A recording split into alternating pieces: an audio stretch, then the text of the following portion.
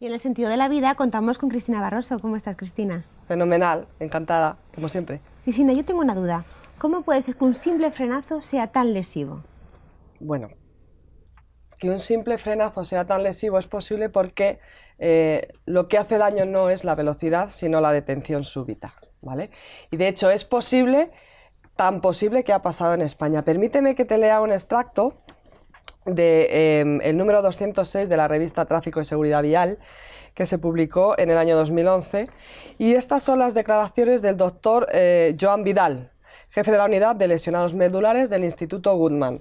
Él estaba hablando, era un reportaje sobre lesiones, él había hecho mención a un bebé de 19 meses que había sufrido una lesión medular por atropello, y dijo, y cito textualmente, y otros 2 niños de 3 y 5 años a los que implantamos un marcapasos diafragmático para que al menos pudieran respirar sin ventilador. Estos 2 últimos niños viajaban en sus sillitas y un frenazo brusco en un trayecto en ciudad les produjo la rotura de las primeras vértebras. No hubo colisión, iban perfectamente sentados en sus sillitas y eran niños de 3 y 5 años. Qué barbaridad, Cristina. Me dejas sin palabras. Y esto es fácil de entender porque en otras situaciones lo entendemos sin ningún problema, Diana. Es decir, la fuerza no discrimina, pero nuestra resistencia no es la misma ante el mismo tipo de fuerza. Es decir, si yo me caigo desde aquí, yo voy a tener una lesión, la que sea, con mi edad.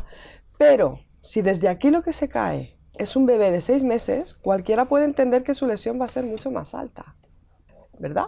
Claro. Bueno, pues eso tiene que ver con los límites de resistencia y es algo de lo que yo quería hablarte hoy en este nuevo programa. Me voy a remitir a la conferencia IRCOVI del año 1996, donde un doctor francés especializado en biomecánica y que trabajó para Renault durante mucho tiempo en su laboratorio de Lardy, estoy refiriéndome al doctor Claude Taguier, dio una conferencia que se llamaba Children are not miniature adults, es decir, los niños no son adultos en miniatura.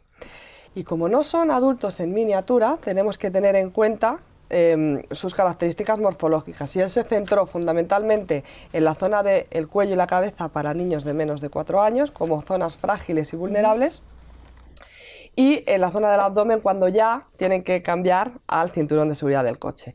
Con respecto a los pequeñitos, lo que él explicaba es que un recién nacido tiene el 50% del peso total de su cuerpo en la cabeza, mientras que un adulto aproximadamente de nuestra edad, pues tiene un 6%. Y si yo esto te lo digo así, pues tú dices, ah, pues mira, pues muy bien. Pero si yo te digo que un niño de 2 años tiene un peso en la cabeza de aproximadamente 2,5 kilos y tú lo tienes de entre 4,5 kilos y 5, ahí tal vez sí se aprecie la diferencia de peso que tiene que soportar una persona mucho más pequeñita proporcionalmente sobre su cuello. ¿Qué más explicaba el doctor Taguier? Explicaba que el cerebro alcanza el 75% de su tamaño total a la edad de 2 años. Es decir, cuando tú golpeas la cabeza de un niño de esa edad, es alto probable que el golpe se lo lleve directamente al cerebro porque hay una enorme desproporción entre un adulto con respecto al tamaño del cerebro y un niño en el que es infinitamente mayor. Las fontanelas están abiertas, los huesos no están soldados y existe una distancia importante entre el cráneo y el cerebro. Así que la cabeza de un niño no se puede golpear. Y cuando no se puede golpear no hablo únicamente de un golpe externo, Diana, también me estoy refiriendo a un golpe interno. Y, a ver, ¿un golpe interno qué quiere decir? Un golpe interno, mira, cuando se produce un choque, siempre hay 3 golpes. El del vehículo contra el obstáculo, el del pasajero contra el sistema y el de los órganos internos contra la estructura ósea. Entonces, el golpe interno es este tercer golpe y en el caso de un niño es simplemente una agitación, no hace falta tener los otros 2. Entonces, a un niño no se le puede agitar porque la distancia entre el cráneo y el cerebro puede generar una rotura de los vasos sanguíneos y una posterior hemorragia con unas consecuencias que pueden ir de leves a muy graves o incluso mortales. Entonces, tú no conoces y no has oído hablar nunca de lo que se llama como síndrome del bebé sacudido, pues es exactamente lo mismo. El bebé zarandeado. O el bebé zarandeado, se le llama de las dos maneras. Entonces, no se le puede golpear de ninguna de las maneras. Eso con respecto a la cabeza. ¿Y qué más explicaba el doctor en su conferencia? Pues explicaba también, daba datos con respecto al cuello. La cabeza proporcionalmente es muchísimo más grande y en cambio el cuello es muy pequeñito en comparación. Entonces, tenemos un cuello no osificado soportando un volumen de cabeza enorme. Estoy hablándote de un niño de 5 años, ¿eh? No te estoy hablando de un bebé, en este caso de 10 meses, sino de un niño de 5 años con un cuello muy cortito y una cabeza enorme. De hecho, una radiografía, el doctor Taguier mostró una radiografía de un niño de 5 años con el cuello flexionado y se aprecia clarísimamente una separación enorme entre las dos primeras vértebras y el resto, que de hecho cualquier persona que no supiera a lo mejor de medicina puede pensarse que tiene una luxación. No, es que estamos contando con un cuello que no está capacitado, o sea, es como si fuera un hilo de silicona, ¿no? Entonces, llegados a este punto, a mí me gustaría proponerte a ti. A ver, ¿qué me vas a proponer? ¿Qué miedo me da, Cristina? A mí me gustaría proponerte, pues simplemente que tú experimentes en tu propio cuerpo lo que representa llevar el peso que lleva un niño de 2 años sobre su cabeza. Vamos a verlo. Bueno, Cristina, ¿dónde estamos? ¿Dónde me has traído? ¿Qué miedo me da lo que vamos a hacer? Bueno, ¿esto qué es? Bueno, esto es un casco que pesa 11 kilos. Este casco unido al peso de una cabeza convencional de 5 kilos son 16 y eso representa aproximadamente el 25% del peso de una persona media de 65 kilos. ¿Qué es lo que yo quiero que tú compruebes aquí?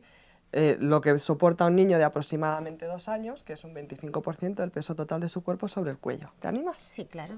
A ver. Aunque no sé, esto es muy pesado. A ver. Despacito, ¿eh? A ver, así. Despacito, Uf. despacito. Que suelto, Madre mía, que suelto, que suelto. Es horrible. Madre mía, no me lo puedo creer, es terrible. ¿Has visto? Imagínate esto con la cabeza colgando o con el niño dormido. Imagínate, tú puedes entender ahora, quítatelo porque Mira, te sí, puedes, sí, porque quítatelo, Ay. ¿vale?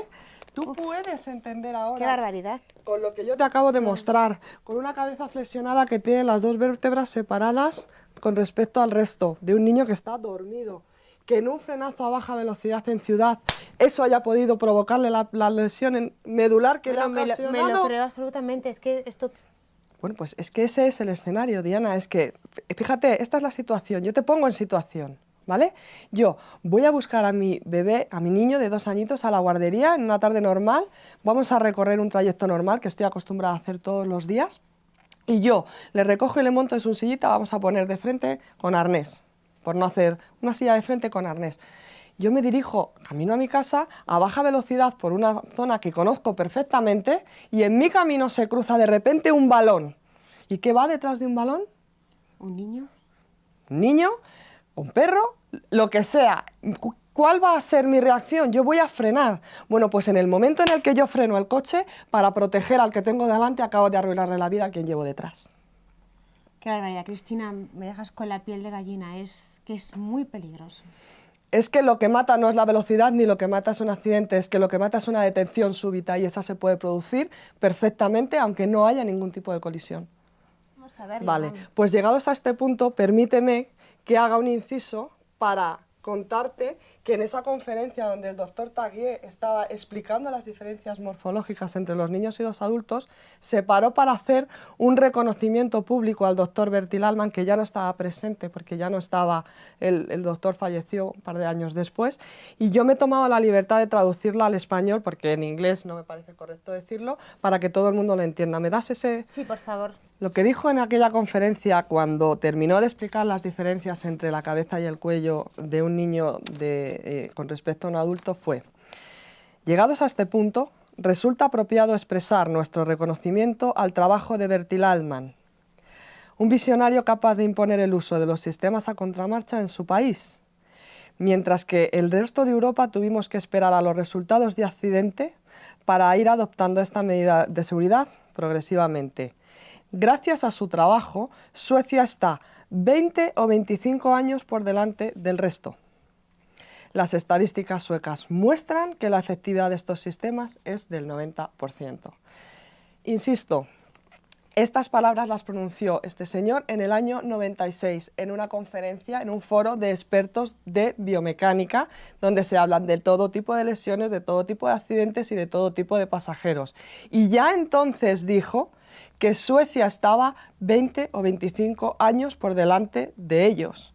Han pasado otros 20 años desde entonces, Diana, y todavía en este país hay quien se atreve a cuestionar, y no estoy hablando de padres que no conocen la medida de seguridad y les sorprende, ¿vale? Estoy hablando de expertos que todavía se atreven a cuestionar una medida como la seguridad, o una medida de seguridad como la de a contramarcha.